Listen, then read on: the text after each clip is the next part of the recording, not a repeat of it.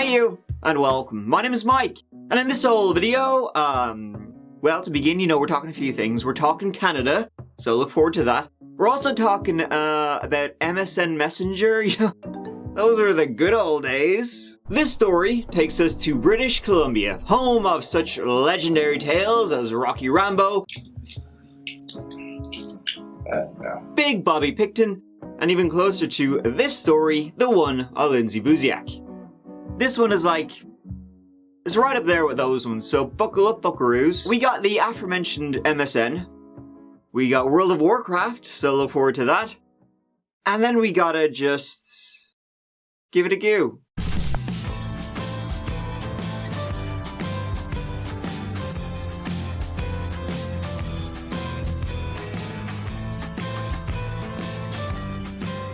If you thought Vancouver City was the capital of British Columbia, you'd be wrong.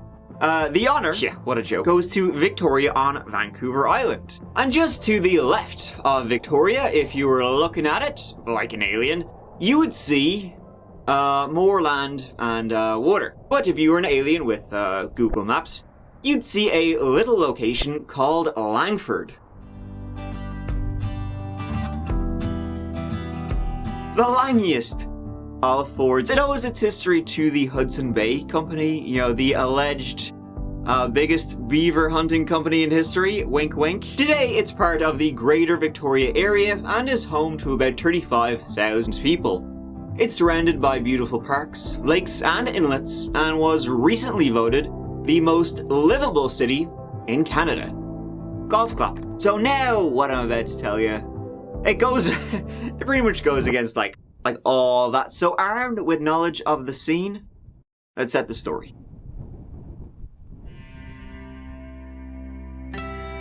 Pacific Secondary is a school, or was a school. It's an early learning centre today.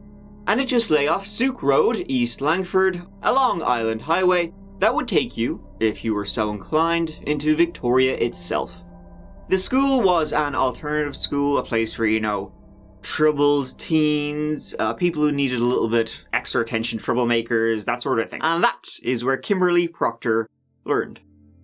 Kimberly was born on the 1st of January 1992, and at the time our story takes place, 2010, she was 18. She was born in Victoria, daughter of parents Fred and Lucy, having one older brother, Rob. Kim, she was kind, social, an animal lover, and very family-oriented. But she had her own issues. Get in line. Growing up, she was bullied in school, and then combined with her ADD medication, which kind of had her in a permanently zoned out state, that led her to attending Pacific Secondary in the autumn of 2010. And there, she had friends. She had a few. She had a boyfriend. She had a good group. Okay, maybe not a good group. The friends would hang out all the time, smoking the devil's lettuce, hanging at the mall, and, when they weren't together, they were on MSN, baby. Who wasn't? Poor one out for the L fella. But come on, I guess we gotta kind of be glad it's not around anymore. I do not need to cringe out of existence. For a few months, Kimberly dated one of the guys in the group, a guy named Zach. It wouldn't last that long, just a couple of months and it would fizzle out, high school relationships, whatever. And she eventually, started talking more and more to two guys and kind of started fancying one of them. A guy named Kruse Wellwood. Kruse was bad news, and he kind of had a bit of a skeleton in his closet, too. See, Kruse's father was Robert Deswan, and in 2001, this sack of shit sexually assaulted a First Nations girl, Cherish Oppenheim, and then beat her to death, leaving her body on a lonely road near Merritt, about a 6-hour drive into British Columbia. Deswan's father begged him to tell the truth. This is my own words, your mother's words. If you made a mistake, tell us where the body is, because we gotta live in town. Now, this guy already had a long history. In fact, 6 months before he murdered Cherish, he was arrested. He was actually out on bail when he murdered Cherish for robbing a woman, confining her, and then sexually assaulting her with a weapon. And even years before, again, he was convicted of breaking into a woman's home and stuffing a rag into her mouth. He pleaded guilty to second-degree murder for the death of Cherish and got no parole for 15 years. He was not a fan, and in fact in 2017, he would escape his minimum security prison, but he was arrested the same day. So what Kruse essentially kind of had to grow up with wasn't easy, right, as you can imagine. No diggity, no doubt, but what Kruse did, what he did find easy was following in his father's footsteps. But here, come on, I hear you barking, big dog, we'll get there. So Kruse grew up troubled and was said to have a rude, arrogant, and superior attitude, hence him going to that school.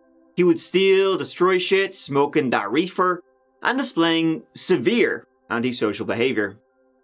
But when he became good friends with another member of that kind of friends group, that's when things kind of really accelerated down the sewage pipe. Cameron Moffat made up the other half of the gruesome twosome, another bright spark over here. He was 1 year older than Kruse and had been sexually abused at age 3. And from then he became, at an early age, difficult to manage, destructive, and dangerous. They would drop in and out of school, set shit on fire together, and the violence just grew and grew, pushing the boundaries each and every time. They both verbally and physically abused parents, were involved in fights, in one case slashing open another teenager's head with a bicycle chain. In the summer of 2009, Kruse was hospitalized after he drank so much he gave himself alcohol poisoning. Whoa, dude, that's fucking cool. The school itself would identify them both as high-risk students with difficult backgrounds. So when they weren't out, doing shit that would get your alarm bells ringing, they were playing, World of Warcraft. And then in February 2009, Kruse, he had a little WordPress blog, and he wrote, he wrote an entry basically about early signs of a serial killer. And it's all like the big hits, all the good ones. You got an abusive childhood, you got torturing animals, you got arson, you got basically just being antisocial behavior and all that kind of stuff.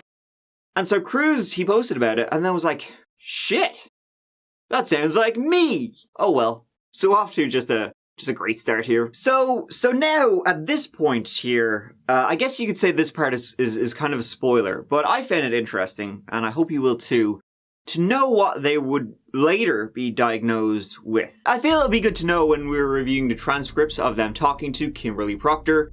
Just a lovely, innocent teenage girl, what you would expect. Both Kruse and Cameron would be diagnosed as psychopaths and sexual sadists, with no capacity for remorse at all. And psychiatrists would later testify they had almost no chance of rehabilitation. So Kimberly, Kruse, and Cameron were all part of this little gang in Langford, and Kruse and Cameron were going off the deep end. Unfortunately, they were determined to take somebody with them, and that would be Kimberly. Kim started talking more and more to Kruse online, Cameron too, and in May 2009 he said he had a crush on her. Here's some transcripts, a little high school, cringy at parts, but hey, all been through that shite.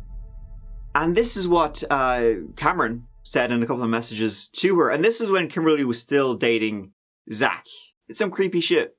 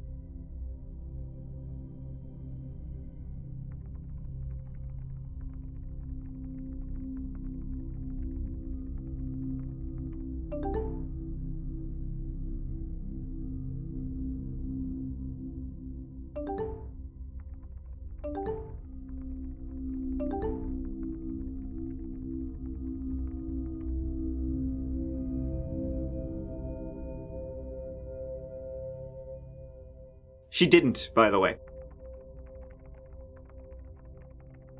Here's a curated selection of conversations she had with both Kruse and Cameron, and they would speak more and more often, sharing more and more.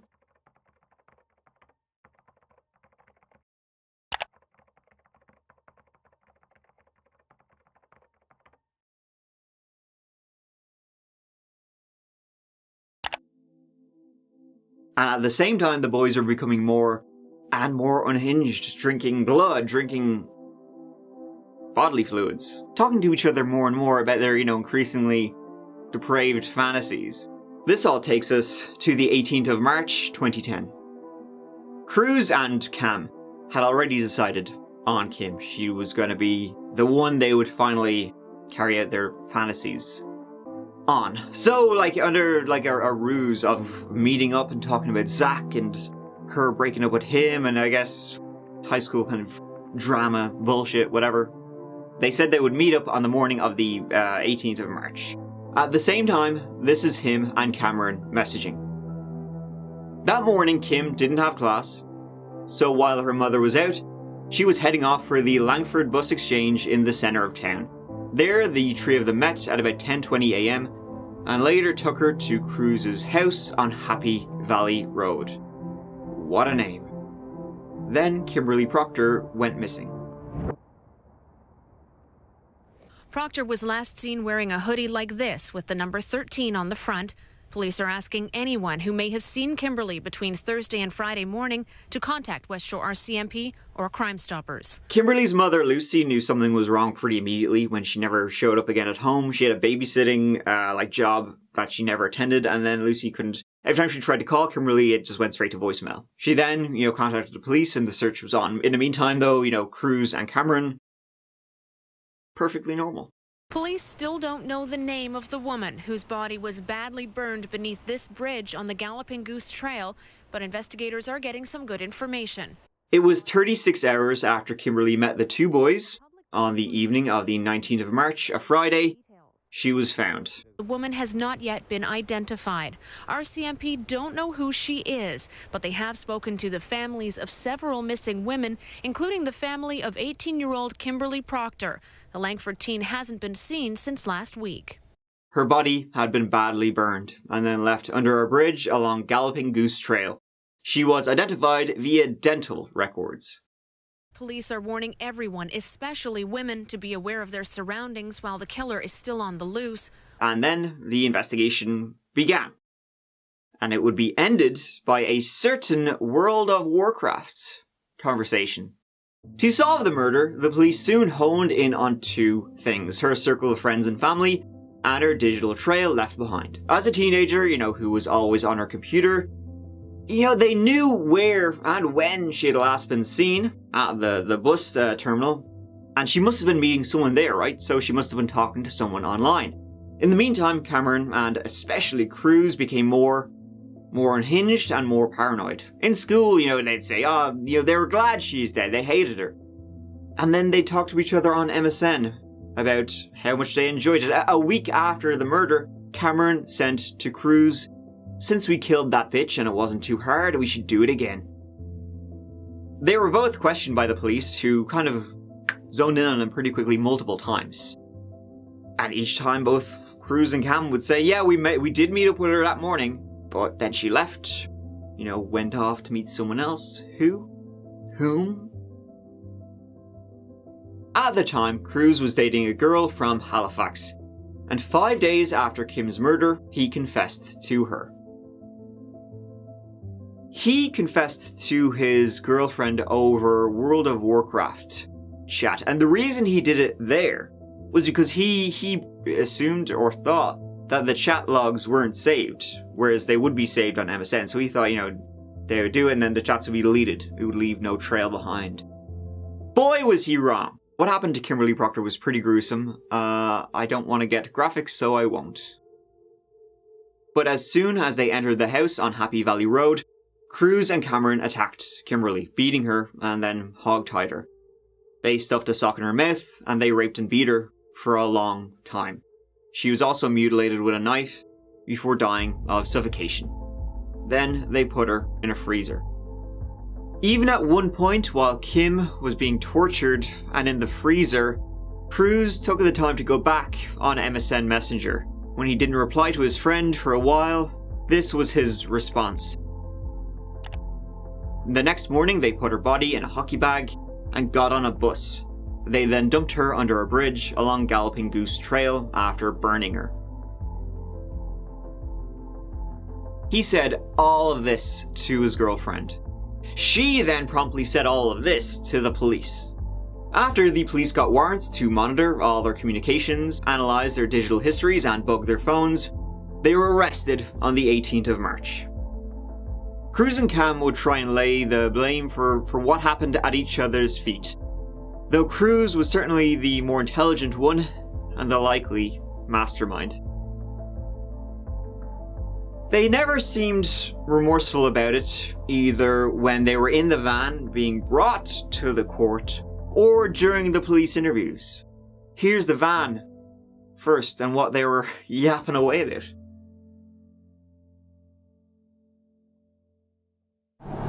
Does my hair look better back like this? Huh? Or should I just because I figure if it's greasy, I might as well pull it back. My lawyer said you might be able to get tried as a youth because during the time it took place, you were a youth. I know. Well, you're still a youth. Yeah. Showed me pictures, everything. They were really trying to stroke my ego, tell me how smart they think I am, and oh, you're so good at manipulating and things like that. Really? They just made it seem like I got screwed over, and they're like, we understand. And I'm like, you touched me The entire time, I had this expression. I just laughed at like half the things they said and just like sat there with a big ass grin on my face. They're like, remorse. Do you feel any remorse? Any regrets? Anything inside of you? Any remorse? Regrets? Any remorse? So when that's happening, what's going through your head? Everything. A million miles an hour. Yeah. It's like, what the fuck? Oh, yeah. And how do you feel inside? Yeah, the biggest adrenaline rush you ever have, because it's, what the fuck? Yeah, absolutely. I can't imagine. I've had adrenaline rushes, but I can imagine that this is a huge adrenaline dump. Not in a good way either. Like when you're doing something like physical and it's intense, adrenaline. It's like, oh, that's such a good rush. Yeah, I love doing that, and this is just like the adrenaline where it's like, oh my freaking god, you might puke your guts out. And fight or flight. Have you ever experienced that before? Yeah. So this is probably the biggest event of fight or flight in your whole life. Probably. I was in and out of the room a lot. Okay. All right. Still going on that adrenaline rush there, eh? Don't want anything to do with it, but I don't want to freak him out because, like, what the fuck? Yeah. Oh no, that's understandable. He's not running, but he's strutting around the house, like yelling at himself. It's like, Kinds of things. this just happened. What happens if I don't listen? Right. Yeah. So it's the fight or flight thing. It's like, listen, and maybe I'll get through this, and nothing will come of it. Yeah. Yeah. So that's what's going through your head at that time. It's self-preservation. So what do you do? I left the room. I went and sat in the living room. Just the TV was on, and just sitting there, wholeheartedly trying to forget what's happening and watching the TV. Just watching the TV, nothing else. Not thinking, not talking. I can't even say I was breathing. I was just watching the TV with all my concentration. Okay. You can only draw the line so far with disturbing, horrendous, gruesome, Horrific. completely disgusting, horrifying. There's going to be a time and place one day when this is just going to be so easy to tell. Mm-hmm. The truth doesn't come in portions. I'm telling you the truth. I'm just not telling you every single little thing that happened down to the tiniest grain of detail that I can come up with in my mind. Mm-hmm. And trust me, there's a lot of really disgusting. Why can't you bring yourself to talk about that? Because I can't say. You need to be honest. Well, I will. Like I said, in due time.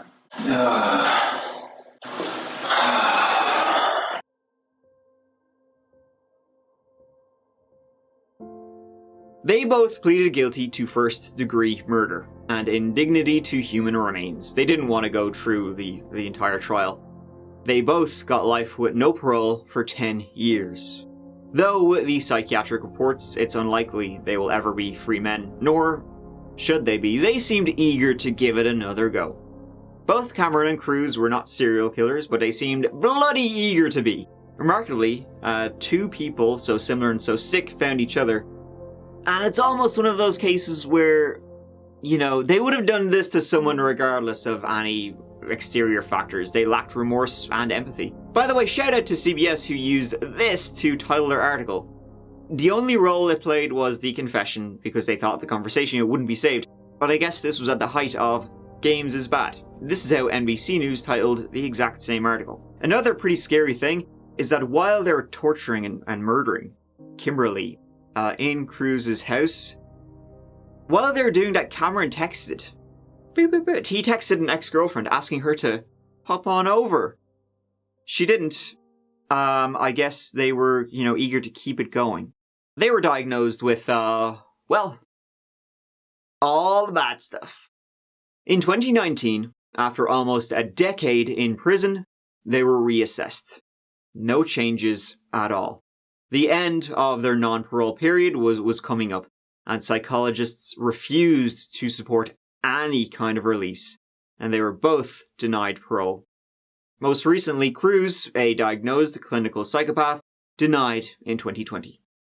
As experts found them to be of high risk of essentially reoffending and doing what they did to Kimberly again, I think they're top of the leaderboard in the sweepstakes of lock them up and fuck away the key.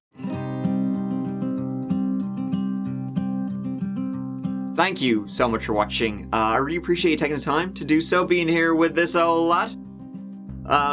Here, go on, please. Take care of yourselves, and I'll see you as always real soon in the next one. Go on. I love you. Mike out.